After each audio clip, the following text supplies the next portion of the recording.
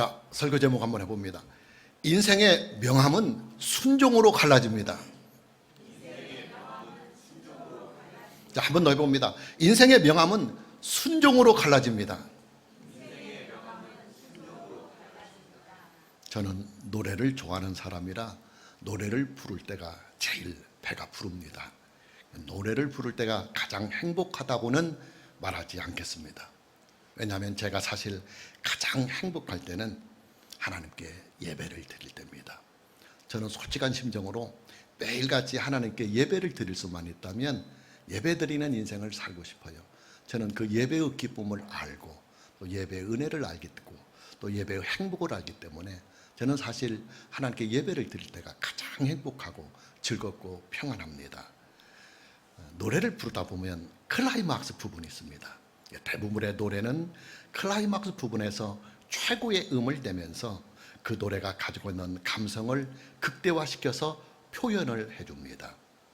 신명기의 클라이막스는 신명기 28장입니다. 신명기는 28장에서 그 주제가 아주 구체적이며 사실적으로 드러나고 있습니다. 그 주제가 뭐냐? 하나님의 말씀에 대한 순종, 하나님의 말씀에 대한 순종입니다. 우리는 지난주일에 신명기 27장의 말씀을 함께 만났었습니다. 하나님께서는 이스라엘 전체를 크게 두 그룹으로 나뉘어서 한쪽의 무리들은 에발산에 서게 하시고 그리고 또 다른 무리들은 그리심산에 서게 하신 후에 이스라엘 제사장들로 하여금 축복과 저주를 선포하게 하십니다. 에발산에 서 있는 무리들을 향하여서는 저주를 선포하게 하시고 또 그리심산에 서 있는 무리들을 향하여서는 축복을 선포하게 하시는 것입니다. 중요한 것은 축복과 저주가 선포되는 그 분기점이 뭐냐 하는 것입니다. 왜 누구에게는 축복이 선포되고 왜 누구에게는 저주가 선포되게 하느냐. 그 축복과 저주의 그 사이에 그것을 갈라놓은 분기점이 뭐냐 하는 사실이에요. 하나님의 말씀에 대한 순종의 여부였습니다. 하나님의 말씀에 순종하는 자들에게는 반드시 하나님의 복이 임할 것이지만 그러나 하나님의 말씀에 불순종을 하는 자에게는 반드시 하나님의 저주가 임한다고 하는 이 사실을 하나님께서는 이스라엘 자손들의 심장에 깊이 각인을 시켜주려 하시는 것입니다. 그리고 바로 이어서 오늘의 본문 말씀인 신명기 28장에 와서는 하나님의 말씀에 순종하는 자의 인생과 그리고 하나님의 말씀에 불순종을 하는 자의 인생의 명함을 그 희비의 교차를 아주 현실적이며 사실적인 표현들을 사용해서 아주 대비를 잘 시켜주고 있습니다. 여러분, 인생은요 명함에 굴곡이 있고 그리고 희비의 교차가 있습니다. 그 명함의 굴곡은 하나님께서 만들어주신 인생의 법칙이기도 합니다. 법칙이라고 하는 것은 예외가 없다는 말입니다. 다시 말해서 지구상에 존재하는 모든 인간은 다 누구나를 막론하고 인생의 명함이라고 하는 이 테두리를 벗어나지 못한다는 말입니다. 실제로 성경의 역사를 보면 아담을 시작으로 해서 성경에 등장하고 있는 모든 사람들의 인생에게는 다 그들이 살아가는 인생의 명함의 굴곡, 희비의 교차가 다 있었습니다. 심지어 구속의 주님이시며 믿음의 주님이 되시는 예수 그리스도의 생애를 보아도 명함의 굴곡이 그리고 희비의 교차가 분명하게 드러나고 있습니다. 예수 그리스도의 생애에 나타나고 있는 명함의 대표적인 사건이 뭐냐? 예수님의 십자가 사건과 부활의 사건입니다. 예수님의 고난과 영광의 교차인 것입니다. 자, 중요한 것은 예수님의 생애에 나타나고 있는 그 명함의 분기점이 뭐냐 하는 이 사실입니다. 성경은 이 문제에 대하여서도 아주 분명하고도 명확하게 우리에게 답을 주고 있습니다. 우리가 참고적으로 빌립보서 2장 6절에서 8절까지의 말씀을 보면 그는 근본 하나님의 본체시나 하나님과 동등됨을 취할 것으로 여기지 아니하시고 오히려 자기를 비워 종의 형체를 가지사 사람들과 같이 되셨고 또 사람의 모양으로 나타나서 자기를 낮추시고 죽기까지 복종하셨으니 곧 십자가의 죽으심이라 그랬습니다. 이 말씀은 예수님의 탄생과 예수님의 공생애 그리고 예수님의 십자가 사건으로 이어지는 예수님의 고난의 생애를 성경에 조명을 해주고 있는 말씀입니다. 자, 이 말씀들을 보면 자기를 비운다, 종의 형체를 가진다, 또 사람들과 같이 되셨다, 자기를 낮추셨다, 그리고 마침내 십자가에 죽으신다 하는 이 표현들이 나옵니다. 성경의 이 모든 말씀들과 이 모든 표현들은 다 예수님께서 받으신 고난을 함축적으로 표현해주고 있는 말씀들입니다. 그리고 바로 이어서 예수님께서 영광을 받으시는 말씀이 바로 이어서 나옵니다. 다시 참고적으로 빌립보 2장 9절에서부터 11절까지의 말씀을 다시 봅니다. 이러므로 이 고난을 통하여 하나님이 그를 지극히 높여 모든 이름 위에 뛰어난 이름을 주사 하늘에 있는 자들과 땅에 있는 자들과 땅 아래에 있는 자들로 모든 무릎을 예수의 이름에 무릎 꿇게 하시고 또 모든 입으로 예수 그리스도를 주라 신하여 하나님께 영광을 돌리게 하셨다. 이 말씀을 보면 하나님께서 그를 지극히 높이셨다. 또 모든 이름 위에 뛰어난 이름을 주셨다. 모든 이름을 예수에게 무릎 꿇게 하셨다. 그리고 모든 입으로 예수를 주라 신하게 하셨다. 또 하나님 아버지께 영광을 돌리게 하셨다 하는 이 말씀들이 나옵니다. 이 말씀들은 다 예수님께서 존귀와 영광을 받으시는 내용들을 구체적으로 표현해주고 있는 말씀들입니다. 그러나 여기에서 우리가 눈여겨봐야 할 키워드가 있습니다. 예수님께서 고난을 받으시는 이 사건들과 또 예수님께서 존귀와 영광을 받으시는 그 사건들의 그 틈바구니, 그 사이, 그 틈새 안에 무엇이, 그 분기점 안에 무엇이 있느냐 하는 사실입니다. 우리가 다시 참고적으로 빌립보 2장 8절 말씀을 다시 봅니다. 사람의 모양으로 나타나사 자기를 낮추시고 죽기까지, 이 부분이 아주 중요합니다. 키워드입니다.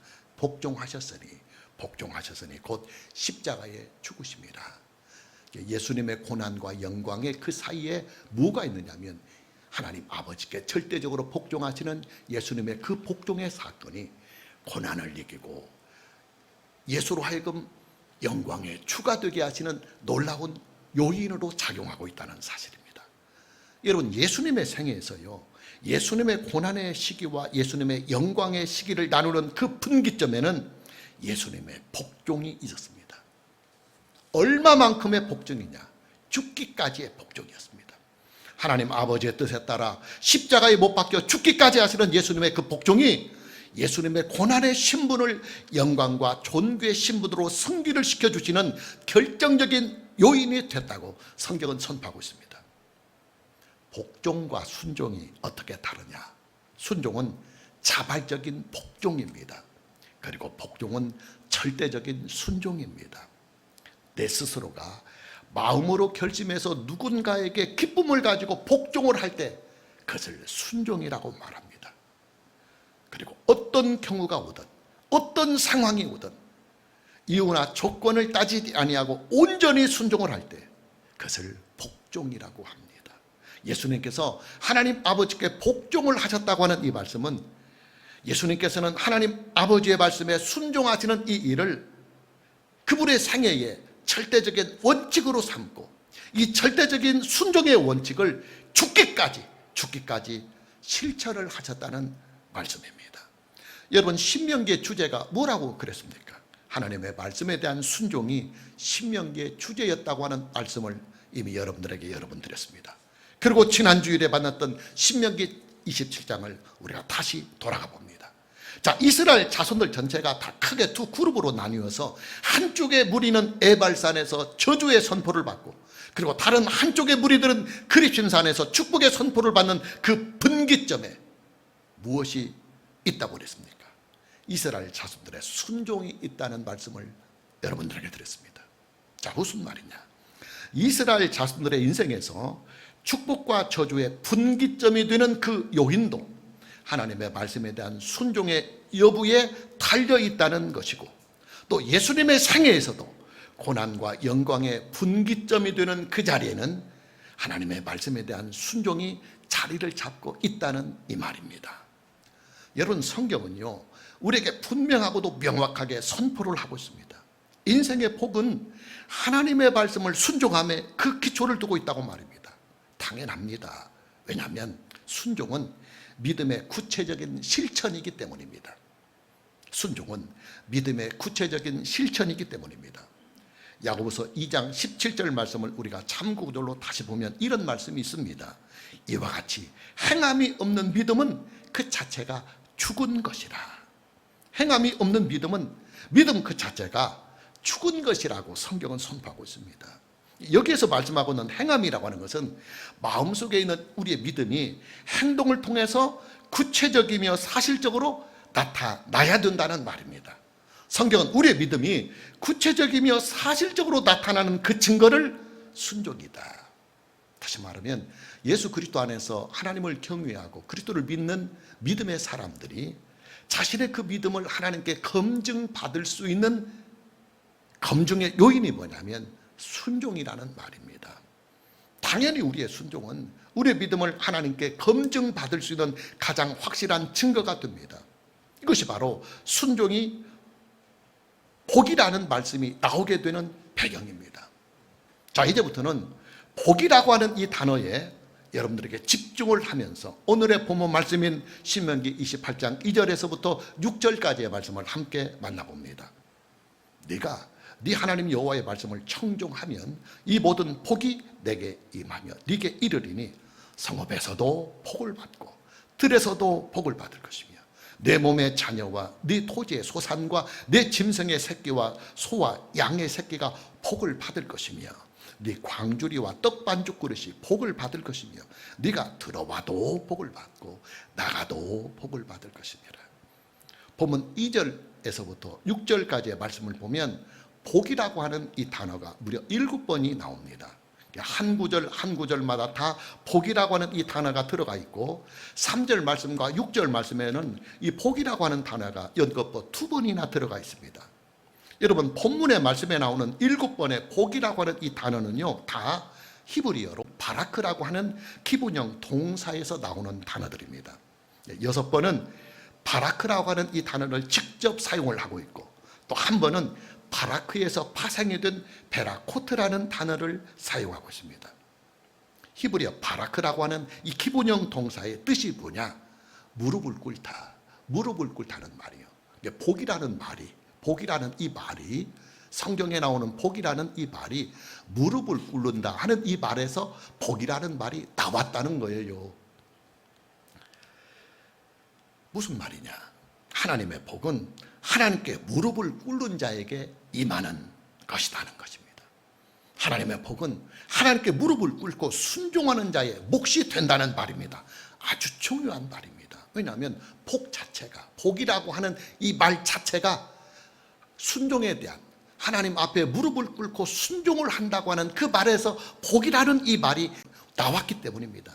여러분, 성경이 말씀하고 있는 복은요, 복이라고 하는 이 단어 그 자체가 순종이라는 단어를 기초로 하고 있습니다. 근데 성경에서 말씀하고 있는 복의 성질 역시도 순종의 성질을 당연히 가지고 있습니다. 무슨 말이냐?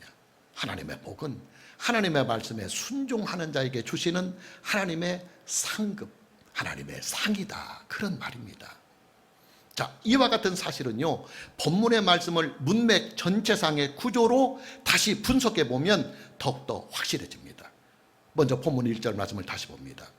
네가 네 하나님 여호와의 말씀을 삼가 듣고 내가 오늘 네게 명령하는 그의 모든 명령을 지켜 행하면, 여기까지가 한 문장입니다. 네 하나님 여호와께서 너를 세계 모든 민족 위에 뛰어나게 하실 것이라. 이게 두 번째 문장입니다. 본문 1절 말씀은 두 문장이 접속사로 하나로 이어진 문장입니다. 첫 번째 문장이 뭐냐? 너는 네 하나님 여호와의 말씀을 삼가 듣고 내가 오늘 네게 명령하는 그의 모든 명령을 지켜 행하라 하는 이 문장이 첫 문장입니다. 하나님의 말씀에 대한 순종을 명령하고 있는 내용입니다. 그리고 그 다음에 나오는 두 번째 문장이 뭐냐면 네 하나님 여호와께서 너를 세계 모든 민족 위에 뛰어나게 하실 것이라고 하는 이 문장입니다. 하나님의 복을 선포하고 있는 문장입니다. 여러분, 본문 1절 말씀은요, 하나님의 말씀에 순종을 하라는 문장과 또 하나님의 말씀에 순종을 하는 자에게 임하시는 하나님의 복을 선포하는 이 두 개의 문장으로 구성이 되어 있습니다. 이 두 개의 문장이 그리하면이라고 하는 접속사로 함께 이 두 문장을 연결해 주고 있습니다. 우리가 알다시피 접속사 그리하면이라고 하는 이 접속사는 원인과 결과를 나타내 주는 접속사입니다. 하나님의 복이라고 하는 이 결과는 하나님의 말씀에 순종하는 원인을 통해서 주어진다. 여러분, 중요한 말이에요. 하나님의 복이라고 하는 이 결과는 하나님의 말씀에 순종이 원인이 되어서 우리에게 주어지는 것이다. 성경이 그렇게 선포합니다. 계속해서 보면 2절 말씀을 봅니다. 네가 네 하나님 여호와의 말씀을 청종하면 이 모든 복이 네게 임하며 네게 이르리니 그랬습니다. 본문 2절 말씀도 1절 말씀처럼 두 개의 문장이 하나로 연합이 된 문장입니다. 첫 번째 문장은 너는 네 하나님 여호와의 말씀을 청종하라는 문장입니다. 하나님의 말씀에 순종하라는 내용입니다. 그리고 두 번째 문장은 이 모든 복이 네게 임하며 네게 이르리라는 문장입니다. 하나님의 복이 선포되고 있는 내용입니다. 이 두 개의 문장이 1절 말씀처럼 그리하면이라고 하는 접속사로 연결이 되어서 한 문장을 이루고 있습니다. 본문 2절 말씀 역시도 그 문장의 구조가 순종과 축복의 형태를 취하고 있다는 말입니다. 자, 이제 본문의 말씀 전체의 구조를 다시 한번 살펴봅니다. 본문 2절에서부터 6절까지의 말씀을 다시 봅니다. 네가 네 하나님 여호와의 말씀을 청종하면 이 모든 복이 네게 임하며 네게 이르리니 성읍에서도 복을 받고 들에서도 복을 받을 것이며 네 몸의 자녀와 네 토지의 소산과 네 짐승의 새끼와 소와 양의 새끼가 복을 받을 것이며 네 광주리와 떡반죽 그릇이 복을 받을 것이며 네가 들어와도 복을 받고 나가도 복을 받을 것이니라. 본문 2절 말씀은 본문 전체를 이끌어가는 중심 구절이고 핵심 구절입니다. 2절 말씀을 시작으로 해서 7번이라고 하는 이 복이 계속 나오게 됩니다. 2절 말씀이 어떻게 시작이 되고 있느냐? 너는 네 하나님 여호와의 말씀을 청종하라는 말씀으로부터 시작이 됩니다. 하나님의 말씀에 순종하라고 하는 이 명령, 이 말씀으로부터 오늘의 모든 7개의 복이 함께 맞물려 있다는 말입니다. 여러분, 본문 말씀에 나오는 7번의 복은요, 하나님의 말씀에 순종하라 하는 이 말씀과 다 연결이 되었습니다. 이 말씀에 다 걸려 있습니다. 자, 본문에서 말씀하고 있는 7번의 복을 하나씩 다시 한번 구체적으로 만나봅니다. 먼저 본문 2절입니다. 네가 네 하나님 여호와의 말씀을 청종하면 이 모든 복이 네게 임하며 네게 이르리니 그랬습니다. 2절 말씀에 나오는 복은 3절 말씀으로부터 나오는 6번의 복을 다 아우르는 총체적인 복입니다. 내용을 보아도 알 수 있어요. 이 모든 복이 네게 임하며 네게 이르리니 이렇게 되었습니다. 어떤 복이냐? 이 모든 복이 어떤 복이냐? 이 다음 구절인 3절서부터 6절까지 나오는 6가지의 이 복을 다 아우르는 말입니다. 그리고 계속해서 6개의 복이 차례로 3절서부터 소개되고 있습니다. 3절을 봅니다. 성읍에서도 복을 받고 들에서도 복을 받을 것이며 그랬습니다. 성읍이라고 하는 것은 사람들의 삶의 자리를 말합니다. 성읍은 사람들끼리 서로 어울려서 삶을 만들어가는 자리고 또 사랑하는 가족들과 함께 오붓한 사랑을 나누는 행복의 자리이기도 합니다. 자, 그럼 성읍에서의 복은 어떤 복을 말하는 것일까요? 우리의 삶의 총체적인 복을 말하는 것입니다. 사회생활에 필요한 모든 복과 가정의 행복과 가정의 평안을 위한 모든 복을 총체적으로 일컫는 복입니다. 자, 그런 복이 어떤 사람에게 임하느냐? 하나님의 말씀에 순종하는 사람에게, 하나님의 말씀에 순종하는 사람에게 임한다는 것입니다. 들에서도 복을 받는다 그랬습니다. 들이라고 하는 것은 일터를 말합니다. 고대 사회는 주로 농업이 주된 산업이었기 때문에 사람들의 일터가 성읍 안에 있지 않고 성읍 밖에는 들판에 다 있었습니다. 그럼 들판에서의 복은 어떤 복을 말씀하고 있는 것일까요? 일터의 복입니다. 현대적으로 표현을 하면 직장과 그리고 일터의 복입니다. 여러분, 우리의 인생은요, 직장과 일터를 통해서 필요한 물질을 우리가 공급을 받고 삽니다. 그리고 직장과 일터는 우리의 성공과 출세의 배경이기도 합니다. 특히 현대인들에게 있어서 직장과 일터는 삶의 질과 삶의 행복을 위해서 아주 소중한 자리가 되고 있습니다. 직장과 일터의 복이 어떤 사람에게 임하느냐? 하나님의 말씀에 순종하는 사람에게, 하나님의 말씀에 순종하는 자의 인생에게 임한다는 것입니다. 성경학자들은 추석을 하면서 성읍에서의 복은 공개적인 복을 말하는 것이고 또 들에서의 복은 은밀한 복까지도 다 아우르는 복이다, 이렇게 추석을 다 알고 있습니다. 결국 뭐냐? 성읍에서의 복과 들에서의 복은 모든 환경, 모든 상황, 모든 조건들에 대한 하나님의 전체적인 복을 말씀하고 있는 내용입니다. 자, 이런 복이 어떤 사람에게 임하느냐? 하나님의 말씀에 순종하는 사람에게, 하나님의 말씀에 순종하는 인생에게 임한다는 것입니다. 계속해서 보면 4절 말씀을 봅니다. 네 몸의 자녀와 네 토지의 소산과 네 짐승의 새끼와 소와 양의 새끼가 복을 받을 것이며 그랬습니다. 생산의 복을 말하고 있습니다. 여러분, 고대 사회의 복은요, 생산의 복이 모든 복의 기초가 되어 있습니다. 가장 먼저 자손이 많아야 농사를 많이 지을 수도 있고 가축도 많이 기를 수가 있습니다. 자손이 많아야 가문이 흥하고 자손이 많아야 힘에서도 밀리지 않는 것입니다. 당연히 고대 사회에서는 자손이 번성하는 것이 복의 모든 기초였습니다. 그런 복이 어떤 사람에게 임하느냐? 하나님의 말씀에 순종하는 자에게 임한다는 것입니다.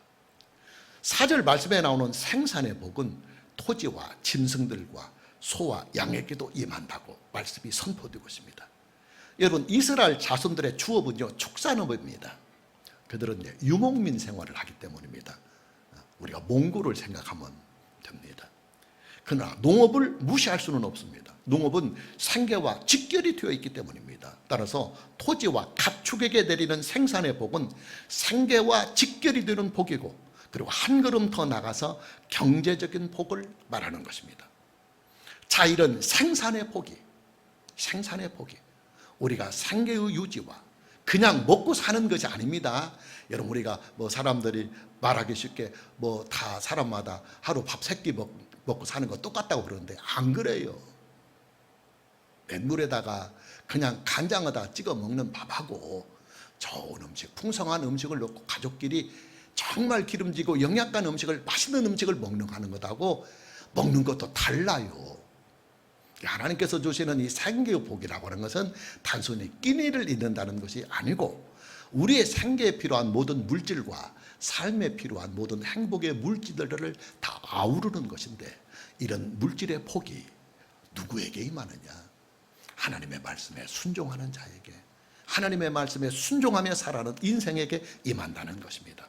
계속해서 보면 5절 말씀을 봅니다. 네 광주리와 떡반죽 그릇이 복을 받을 것이며, 이 말씀을 보면 요리사가 생각이 납니다. 여러분, 유명한 셰프를 가장으로 둔 가정은요, 끼니끼니가 다 감동적인 식탁이 될 것 같습니다. 물론 이제 셰프가 직업에, 직장에 이제 딱 몸이 묶여서 가족들에게 이렇게 밥을 할 수 있는, 이렇게 직접 음식을 마련해 줄 수 있는 시간이 부족한다면 모르겠지만은, 그러나 그게 아니고 정상적으로 근무하고 또 가족들에게 충분하게 자기가 직접 만든 음식을 제공할 수 있는 셰프의 인생이라고 한다면, 그런 셰프를 가정으로 둔 가족들은 맛있고 영양가가 있는 음식들을 풍성하게 먹으며 살 수 있을 것입니다. 하나님께서는 이스라엘 자손들의, 이스라엘 백성들의, 그리고 하나님의 자녀들의 셰프이십니다. 하나님께서는 이스라엘 자손들이 광야에서 40년을 지나는 동안에 먹을 것이 없자 하나님께서 직접 셰프가 되셔서 직접 음식을 만들어서 그들에게 먹여주셨습니다. 그 음식이 바로 저와 여러분이 알고 있는 만나입니다. 만나.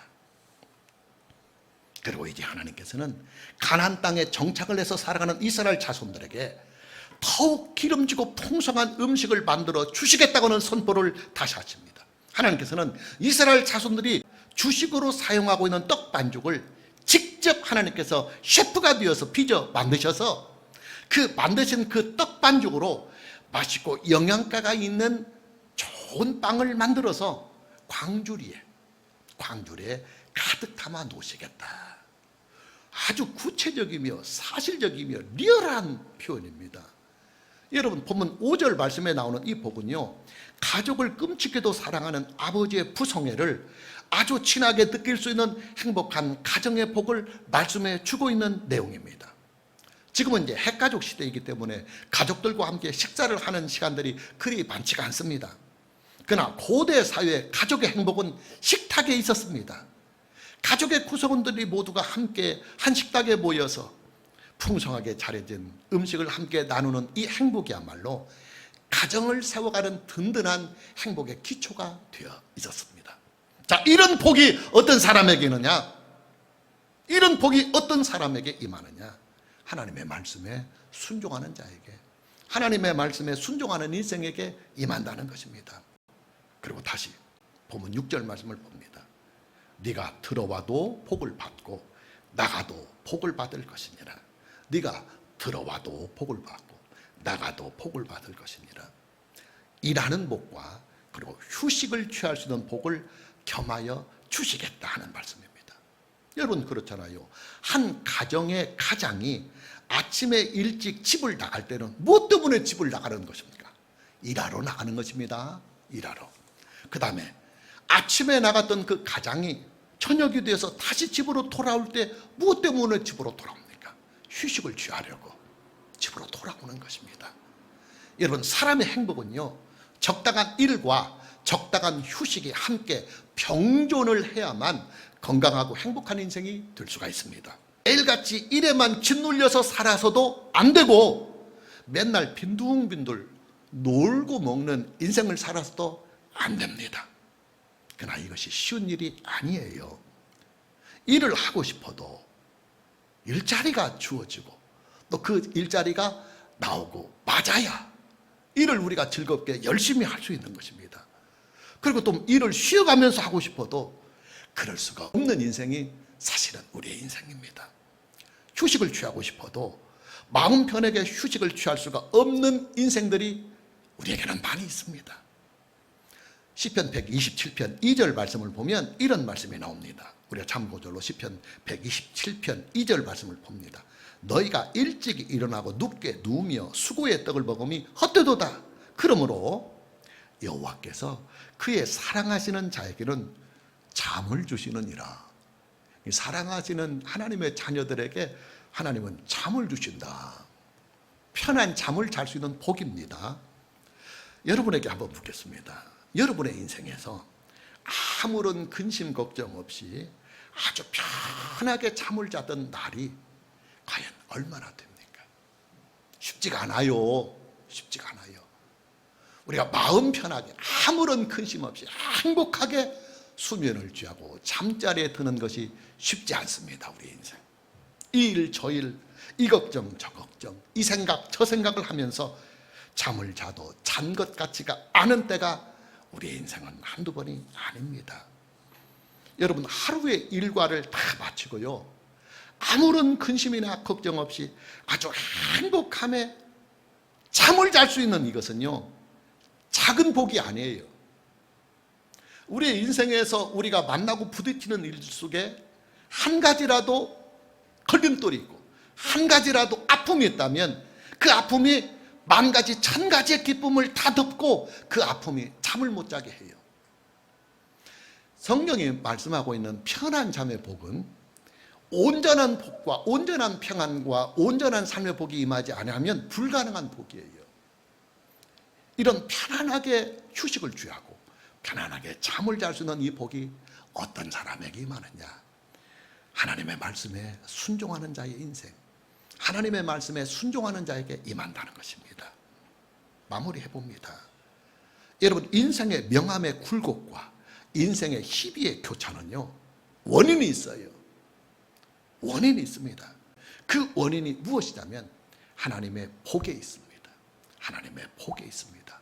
하나님의 복이 임하는 인생은 안전하고 평안하고 행복한 인생이 될 수 있지만, 그러나 하나님의 복이 임하지 아니하는 인생은 시련이 많고 고난이 많고 아픔과 고통이 많을 수밖에 없습니다. 문제는 하나님의 복이 어떤 사람에게 임하느냐 하는 이 사실입니다. 하나님의 말씀에 순종하는 사람에게, 하나님의 말씀에 순종하는 자의 인생에 하나님의 복이 임하십니다. 이것이 신명기 전체의 주제이며 이 신명기 전체의 주제가 신명기 28장에 다 함께 묶어져서 아주 리얼하고도 사실적이며 구체적인 표현들을 통해서 우리가 피부로 와 닿을 수 있도록, 그냥 막연하게 말하면 우리가 그냥 넘어가니까 너무나 리얼하게 우리의 피부에 확 닿을 수 있도록 그런 단어들을 일부러 하나님께서 사용하셔서 성경에 기록해서 오늘 저와 여러분들에게 주시는 것입니다. 오늘 저와 여러분의 인생에 하나님의 말씀에 순종하는 인생이 되어서 하나님께서 그의 사랑하시는 자녀들에게 주시는 이 온전하신 복을 충만하게 얻고 누리며 살아갈 수 있는 이 은혜가 있기를 주님의 이름으로 축복합니다. 찬양합니다.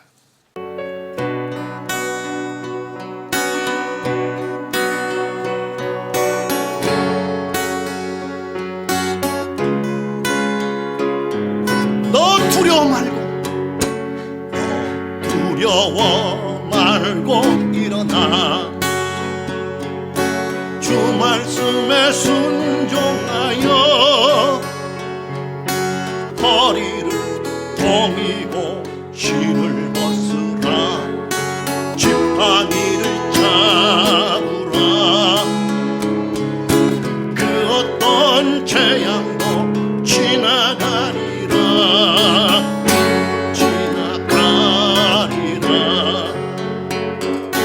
구설주와 힘방의 비가 유월케 하네 믿음으로 담대하라 유월하여 넘어가리 다 넘어가리 다 넘어가리 다 지나가리 다 지나가리라 다 넘어가 너 두려워 말고 너 두려워 말고 일어나 주 말씀에 순종하여 허리를 동이고 신을 벗으라 지팡이를 잡으라 그 어떤 재앙도 지나가리라 지나가리라 구설주와 인방의 비가 유월케 하네 믿음으로 담대하라 유월하여 넘어가리 너 넘어가리 다 넘어가리 다 지나가리 다 지나가리라 다 오른손 들고 처음부터 다시 고백합니다. 너 두려워 말고 일어나 주 말씀에 순종하여 허리를 동이고 신을 벗으라 지팡이를 잡으라 그 어떤 재앙도 지나가리라 지나가리라 구설주와 인방의 비가 유월케 하네 믿음으로 담대하라 유월하여 넘어 두 손 높이 들고 다 넘어가리 다 넘어가리 다 지나가리 다 지나가리라 다 넘어가리 다 넘어가리 다 지나가리 다 지나가리라 다시 다 넘어가리 다 넘어가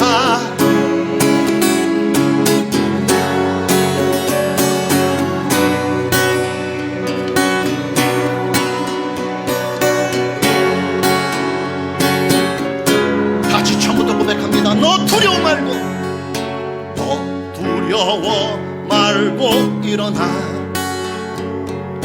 주만